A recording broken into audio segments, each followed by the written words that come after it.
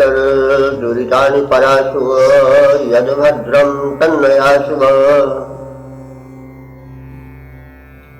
ओम वेद प्रेमियों, सुधी श्रोताओं, संपत्ति हम सब ऋग्वेद के प्रथम मंडल के 27वें सूक्त की व्याख्या में प्रवेश करने जा रहे हैं। इस सूक्त में 13 मंत्र हैं और इन मंत्रों में 2 छंद प्रयुक्त हैं। 1 से 12 तक गायत्री मंत्र है और 13वां त्रिष्टुप मंत्र है। गायत्री 24 अक्षरीय मंत्र होता है और त्रिष्टुप 44। तो देवता अग्नि है 1 से 12 मंत्र तक और 13वें के देवता है देवगण। तो शीर्षक जो है वह अग्निदेव का वंदन और अभिनंदन। तो इन सभी मंत्रों के जो दृष्टा ऋषि हैं वो सुनह शेप आदिगत और देवराज वैश्वामित्र, जो एक ही ऋषि का नाम है, नाम के भेद को पहले बताया जा चुका है। तो अब हम इस सूक्त के प्रथम मंत्र की व्याख्या करेंगे। मंत्र जो है वह गायत्री छंद में निबद्ध है। इसके ऋषि है सुनाशेप आदिगत, कृत्रिम देवराज वैश्वामित्र और देवता अग्नि है। शीर्षक है अग्निदेव का वंदन और अभिनंदन। मंत्र इस प्रकार से है। ओम अश्वं नत्वा वारवन्तं वन्दध्या अग्निं नमोहे सम्राजन्तमध्वराणाम्। शब्दार्थ देख लें। अग्नि का स्वरूप वर्णन किया जा रहा है। तो अग्निदेव जो प्रज्वलित हैं वो कैसे दिख पड़ रहे हैं? अश्वम ना वारवंतम, वारवंतम वारवंतम अश्वम ना। वारवंत कहते हैं बाल से युक्त। वार शब्द शुद्ध वैदिक संस्कृत है, उसी को बाल भी कहा जाता है। शब्दों में परिवर्तन होता है, उनके जब कठिन उच्चारण में रूप होते हैं तो जो शब्द भेद को नहीं जानते हैं, वो व्याकरण से परिचित नहीं होते हैं, उनमें वो शब्द टूट जाते हैं, बिखर जाते हैं, रूप उनका बदल जाता है। ऐसे भाषा का विकास होता है। तो जैसे जल शब्द है, बार शब्द है, ये सब उच्चारण में कोई कठिन नहीं है, इसलिए वैदिक युग से अब तक चले आ रहे हैं। और कारण कि इनमें मुख सुख है, उच्चारण में कोई काठिन्य नहीं। तो उपमा दी जा रही है थोड़ी। उपमा में अलंकारिक छटा भी है।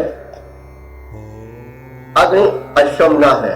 अश्वमना, अश्व माने घोड़ा, ना माने समान। जैसे बताया जा चुका है पहले कि वेदों में यदि न शब्द संज्ञा के बाद में आता है तो समानार्थक होता है, और पहले आता है तो नकारात्मक निषेधात्मक अर्थ होता है। तो यहां पर जैसे अश्वम न है, अश्व के बाद न है, इसलिए इसका अर्थ होगा कि अश्व की तरफ। अगर न पहले होता तो नकारात्मक होता। तो वारवंतम अश्वम न, बालों से युक्त घोड़े की भांति। तो अश्व के बाल विशेषकर से उसके कंधे पर लटके होते हैं, जिसको अयाल कहते हैं, और उसके पूंछ में भी बाल होते हैं। तो बाल से युक्त अश्व की भांति। तो जैसे बाल घोड़े का होता है, उसके अयाल में और पुच्छ में, वह जिसको हम भूला कह सकते हैं, या पिंगल बने पीला और कुछ ललाई लिए होता है। तो जो अग्निदेव की लपटें निकल रही हैं वो ऐसे लग रही हैं जैसे कि घोड़े के कंधे के बाल हो अथवा पुच्छ के बाल हो। तो यह अग्नि के बाह्य स्वरूप का बोध कराने के लिए बताया जा रहा है। अश्वम न, तो माने तुम्हें, अध्वराराम, अध्वराराम माने यज्ञों के, अध्वर शब्द है, हिंसारहित यज्ञ को अध्वर कहते हैं। षष्ठी बहुवचन में अध्वराराम हो गया। तो हिंसा रहित यज्ञों के सम्राजांतम, सम्राट तुल्य, सम्राट मतलब जो स्वामी हो, सर्वोत्तम स्वामी हो, उसको सम्राट कहते हैं। और अच्छी तरह से जो सुशोभित हो रहा हो वो भी सम्राट है। सम्राट बल वैभव से हर तरह से सुशोभित होता है। तो यह अध्वर का एक तरह से विशेषण भी कहा जा सकता है कि जो अग्निदेव हैं वो अध्वर के हिंसारहित यज्ञ के सम्राट हैं, सर्वे सर्वा हैं अथवा सुशोभित हैं। तो हम लोग नमो भी माने नमस्कारों द्वारा निरंतर प्रणाम करते रहने की प्रक्रिया द्वारा वंदध्यै, उनकी वंदना करते हैं। किनकी? अग्निदेव। अग्निदेव का स्वरूप बताया गया है। वो जब लपटों से युक्त होते हैं तो अश्व के अयाल और पुच्छ के बाल की भांति सुशोभित होते हैं, और वे यज्ञ के सर्वे सर्वा सम्राट बन जाते हैं, सुशोभन बन जाते हैं। और ऐसे अग्निदेव वो हम उपासकगण अपने प्रार्थनाओं द्वारा पुनः पुनः नमन द्वारा उनकी वंदना करते हैं। तो इस प्रकार से हम इसके एक बार सपाटार्थ को देख लें कि हम उन अग्निदेव को नमन द्वारा प्रार्थित करते हैं, वंदित करते हैं या उनका वंदन करते हैं कि जो हिंसा रहित यज्ञ कर्म का संपादन करते हैं और जिनकी प्रदीप्त लपटें अश्वों के अयालों, पुच्छ के बालों अथवा कंधे के बालों के रंग की तरह पिंगल और सुशोभन है। वे अध्वर के यज्ञ कर्म के सम्राटवत।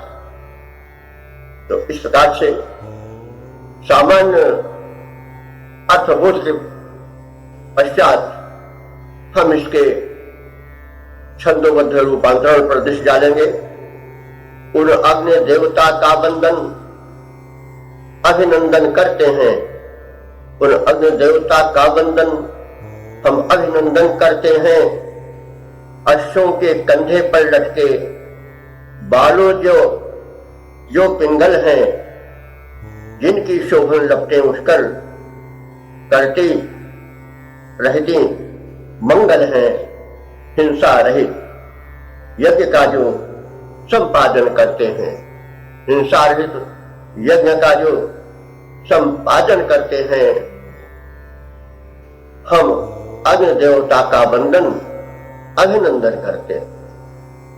इस प्रकार से इस मंत्र की व्याख्या का समापन हुआ। अध्वर शब्द सदैव चिंतनीय है। हमेशा ऋषियों ने यज्ञ को अध्वर कहा है, हिंसा से दूर करने को कहा है।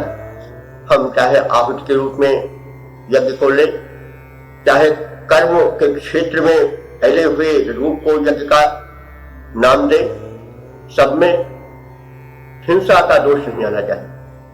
उसके द्वारा किसी प्राणी का, किसी मनुष्य का दिल न दुखे, वो लोगों कार्य में, यह संदेश है।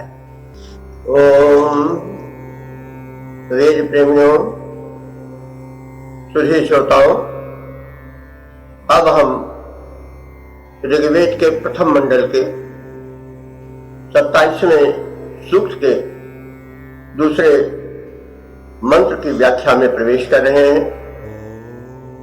यह मंत्र गायत्री छंद में निबद्ध है। इसके ऋषि हैं सुनाशेप और देवता हैं अग्नि और छंद है गायत्री।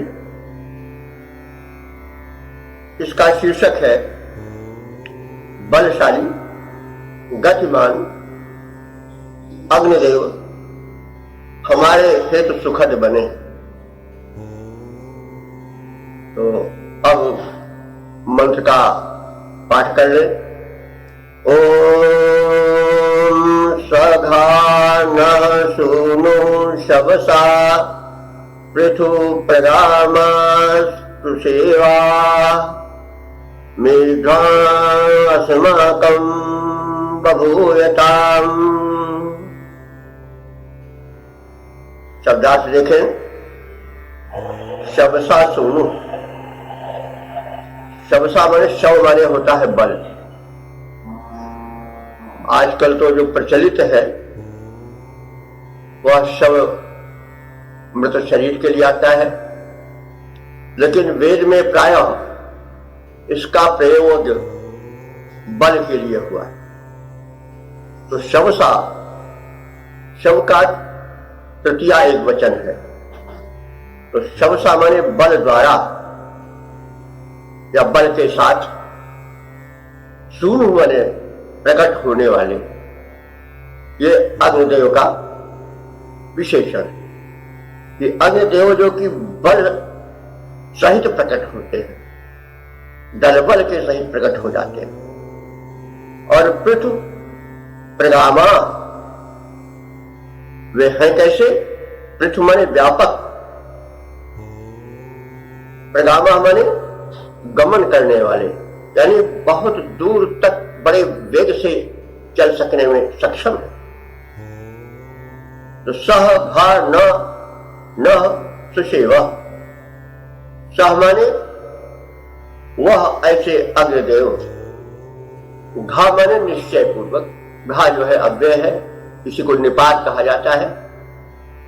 ये एक अर्थ विशेष देता है। कभी कभी छंद में पादपूर्त के लिए प्रयोग हो जाता है, ही है, क्या है, ये सब इसी तरह से घा भी है।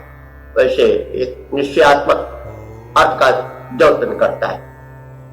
तो सह माने वह ऐसे अग्निदेव, घा न, घा माने निश्चय पूर्वक, न माने हम सबको या हमारे सबके लिए सुसेवा, उत्तम रीत से सेवा करने योग्य है, माने सुसेव्य है। ऐसे अग्निदेव अस्माकम मीठवान बहुयात, अस्माकम माने हमारे लिए, मीठवान माने सुखदायक, बहुयात माने हो जाए। तो ऐसे अग्निदेव जो कि शवसा सूनु बल के साथ उत्पन्न होने वाले हैं। सूनु माने पुत्र या उत्पन्न होने वाला, जो होता है पुत्र ही होता है। तो जो शवसा सूनु बल के साथ उत्पन्न होने वाले हैं। पृथु प्रगामा, बहुत दूर दूर तक बड़ी तीव्र गति से जाने में सक्षम है। जो सघा न सुसेवा, हम सबके लिए निश्चय रूप से सुसेव्य है, ऐसे अग्निदेव अस्माकम हम सबके लिए मीढवान बहुयात कल्याणकर और सुखकर बन जाएं। तो इसका हम भावार्थ या हल्की व्याख्या देख लें। अग्निदेव बल के सहित उत्पन्न होते हैं, उनका गमन व्यापक है, वे हमारे सुसेव्य हैं, हमारा कल्याण करें, हमें सुख प्रदान करें, ऐसे उनसे प्राप्त करें। इसका छंदोबद्ध रूपांतरण इस प्रकार से है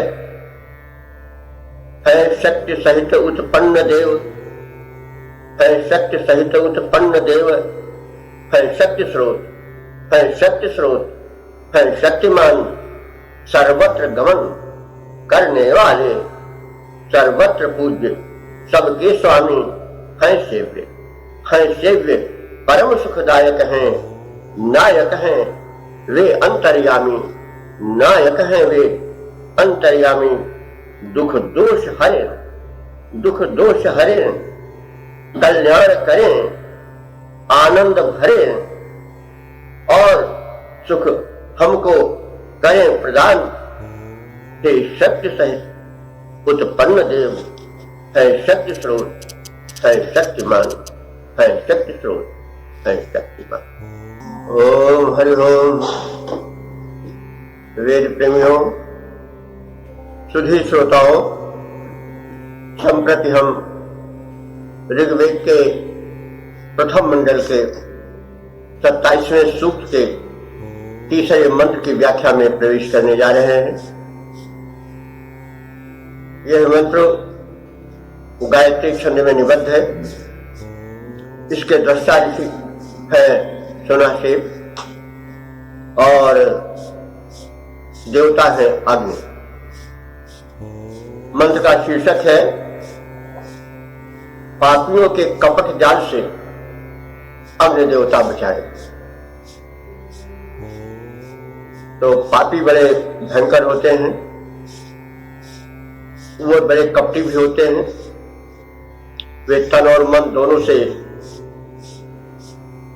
जो पास आता है उसका अकल्याण करते हैं।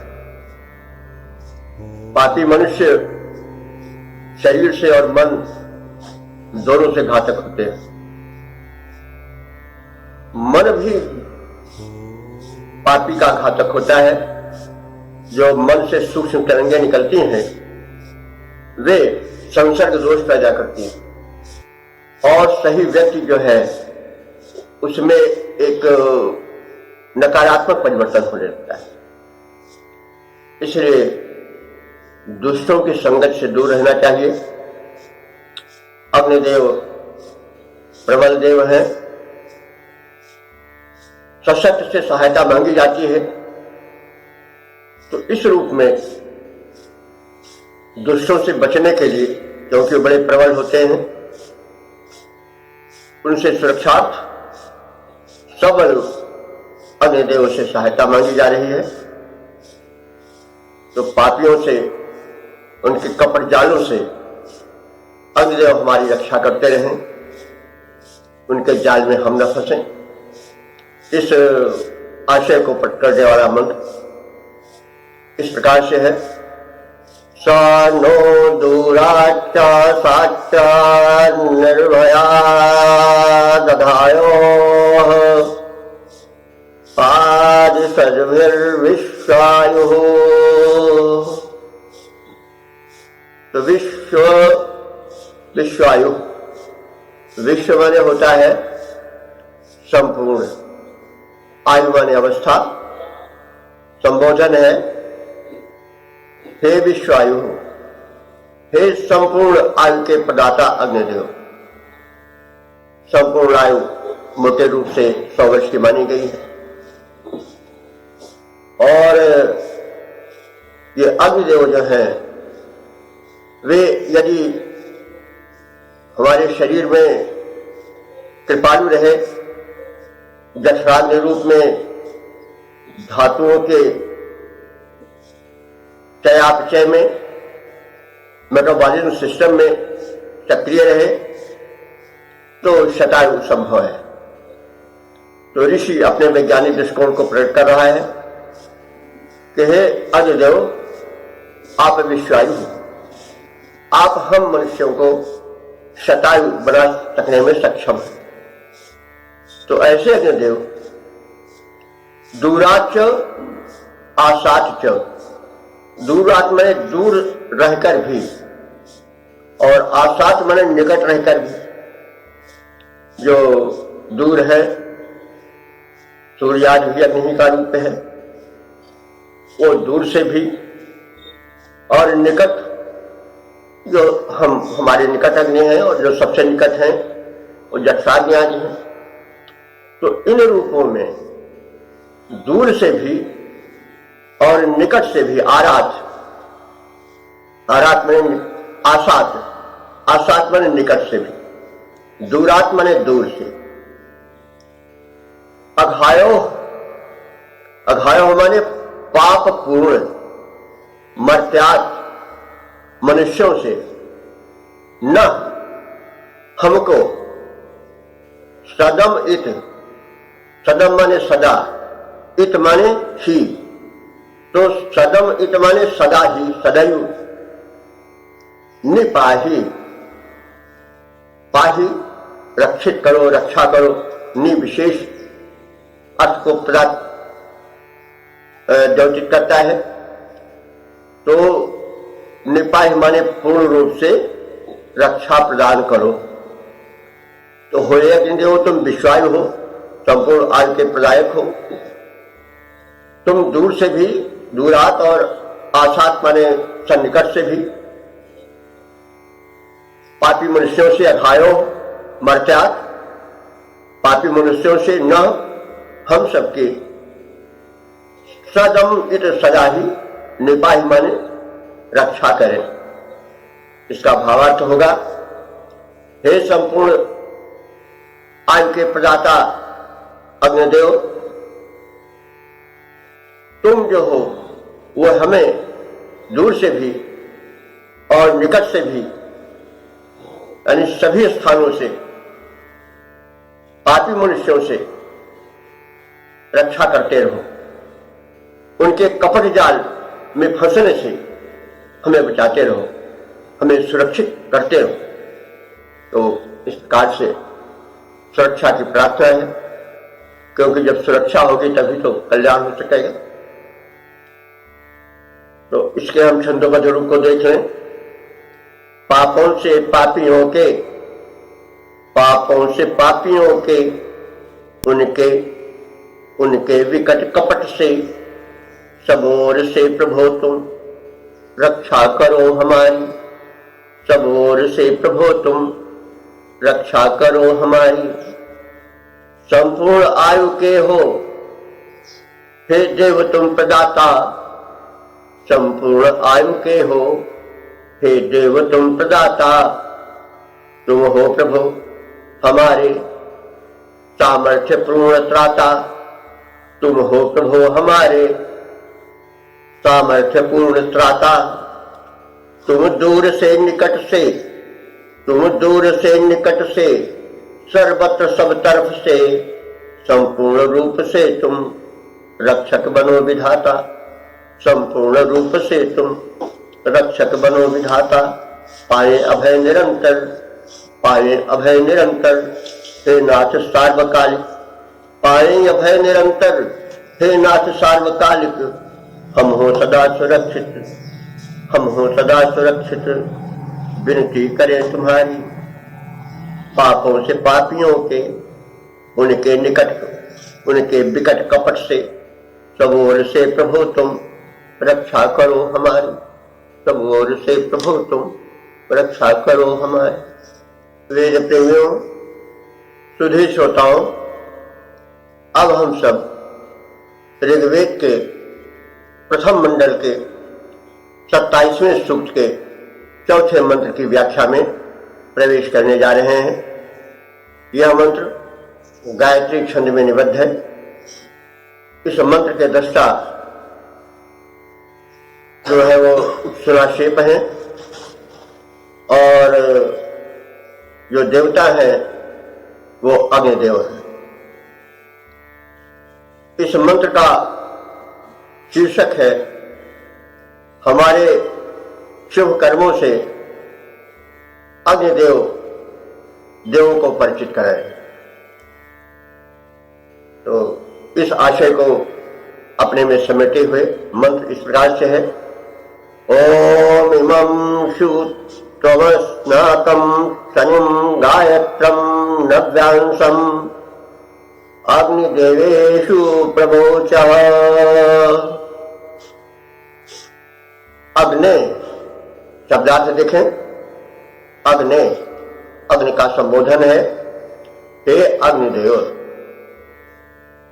तुम अस्माकम, तुम माने तुम, अस्माकम माने हम सबके, इमम इमम माने इसको यानी इस स्तोत्र को, उ माने निश्चय निपात है, वो निपात माने अव्यय है जो कभी कभी कुछ अर्थ ज्योतिष भी करता है, कभी कभी छंद के पूर्ति के लिए भी प्रयुक्त हो जाता है। सु माने भली भांति, शनिम माने दान को, जो हम दान देते हैं या जो हव्य प्रदान करते हैं उसको, और नव्यांशम गायत्रम, नव्यांशम माने जो नवीन भावों को लेकर के गायत्री मंत्र में प्रार्थना गाई गई है गायत्रों के द्वारा, गानकर्ताओं के द्वारा, उसको देवेषु प्रवोचा, आप देवों में प्रवोचा माने कह करके विशेष रूप से पहुंचा दे। तो अग्निदेव देवदूत हैं, जो उपासक है वो उपासना करते हैं, तो दिव्य शक्तियों के पास पहुंचकर उसके परिचय देने में असक्षम ये देवदूत तो अग्निदेव ही हैं। इसलिए जो उपासक है वो प्रार्थना करता है कि हे अग्निदेव तुम हमारे इस भविष्यदान को और स्तुति परक अभिनंदन गायत्री छंद में विरचित स्तोत्र प्रार्थना की बातें हमारे हितैषी शिष्य के नियमों के व्यवस्थापक संचालक दिव्य शक्तियों तक, देवों तक पहुंचकर कृपया उन्हें बता दें, ताकि वे उसे सुनकर सर्वत्र हमारी सहायता करें। इस मंत्र के छंदोबद्ध रूप को हम इस प्रकार से देखें। हे अग्नि देवता, तुमसे विनती है, यही हमारी देवों को कर निमित्त हम यह हव्य दान करते हैं, गायत्री नवल छंद से स्तोत्र गान करते हैं। तुम देवों तक जाते हो, तुम देवों तक जाते हो, हवि उन तक पहुंचाते हो। मेरे इस मधुर ज्ञान की, मेरे इस मधुर गान की, श्रद्धा के सहित दान की उनसे जाकर कह देना, हम सबकी बातें सारी, हम सबकी बातें सारी हे अग्नि देवता, तुमसे विनती है यही हमारी, विनती है यही हमारी। ओम। वेद प्रेमियों, सुधी श्रोताओं, संप्रति हम ऋग्वेद के प्रथम मंडल के 27वें सूक्त के 5वें मंत्र की व्याख्या में प्रवेश कर रहे हैं। यह मंत्र गायत्री छंद में निबद्ध है। इसके दृष्टा हैं आदिगति, सुनासेव, देवराज, वैश्वामित्र, देवता है अग्नि, और मंत्र का शीर्षक है हमें त्रिलोक व्यापी धन और बल मिले। तो धन और बल दोनों की बड़ी आवश्यकता होती है जीवन में, तो यही आशा की गई है अग्नि देवता से। मंत्र इस प्रकार से है मज परमेशा वाजेषु मध्यमेषु शिक्षा वस्तु अंतमस्य। शब्दार्थ देखें, परमेशु वाजेषु, परमेशु माने उच्च कोटि के, बाजेशु माने, बाज माने बल भी होता है और बाज माने धन भी होता है, अनाज अन्न भी होता है। तो हम दोनों अर्थ लेकर चल सकते हैं। परमेशु वाजेशु सप्तमी है, हमें उत्तम कोटि के बल में, तो उत्तम कोटि का बल कौन बल होता है? आध्यात्मिक बल, इससे बढ़कर कोई बल नहीं होता है। और इसीलिए विश्वामित्र को धिक बलम क्षत्रिय बलम कहना पड़ा था। ब्रह्म बलम बलम, ब्रह्म माने ज्ञान का बल ही, आध्यात्मिक बल ही सबसे बड़ा बल है। जो सैन्य शक्ति पर आधारित है, धिक बलम, उस बल को धिक्कार। इसलिए जो परमेश्वर अध्यात्म का बल है वह उत्तम बल है। इसको हम अगर अर्थ या संपत्ति के अर्थ में लें तो परमेश्वर माने जो परम लोक में, दिलोक में व्याप्त धनन्न है, समृद्धि है, वह न आभज, हम सबको आ माने बड़ा है, विधिवत भली प्रकार से प्राप्त कराओ। और मध्यमेशु आ, जो मध्यम कोटि का बल है, यानी आज दैविक बल, जो किसी देवता के विशेष के पूजन से प्राप्त होता है, वह जो है वो मध्यम कोटि का बल है। अथवा अगर हम अन्न के अर्थ में लें, धन के अर्थ में लें, तो मध्यमेश माने जो मध्यम लोक यानी अंतरिक्ष लोक में विद्यमान है। आप सब जानते हैं, कई बार बताया जा चुका है कि जो द्युलोक है वह सबसे ऊपर का लोक है, मध्यम लोक अंतरिक्ष लोक है, जहां तक पवन का संचार होता है। तो हमें अंतरिक्ष में व्याप्त वैभवों से संपन्न करो, अथवा जो मध्यम कोटि का आज जैविक बल है उसे प्रदान करो। और अंतमस्य वस्व शिक्षा, और जो अंतमस्य माने अंतिम लोक यानी मर्त्य लोक का वस्व माने वैभव है, उसे भी शिक्षा माने प्रदान करो। अथवा शिक्षा माने शिक्षा देना ही होता है। उसमें भी ऐसे बल को प्राप्त करने की शिक्षा दो, प्रशिक्षण दो, हमें उसमें कुशल बनाओ। अथवा जो भौतिक बल है उसको हम उस स्तर से ले, बलों के श्रेणी के साथ उस रूप में। तो जो भौतिक बल है उस बल से भी हमको संपन्न करो। यहाँ पर ऋषि भौतिक बल को बल मान रहा है, लेकिन वो निम्न स्तरीय बल है। सबसे प्रमुख और उच्च बल जो है वो आध्यात्मिक बल है, आत्मिक बल है। मध्यम कोटि का जो बल है वह आदि दैविक बल है, और जो निम्न कोटि का बल है वो भौतिक बल है। तो इन बल से हमको संपन्न करो, अथवा जो दिलोक में धन समृद्धियां व्याप्त हैं उन्हें प्राप्त कराओ, जो अंतरिक्ष में है उनसे हमको संपन्न करो, और जो मर्त्य लोक में भौतिक समृद्धियां बिखरी हैं उन्हें भी हमें प्रदान करो। इस प्रकार से भी हम अर्थ कर सकते हैं।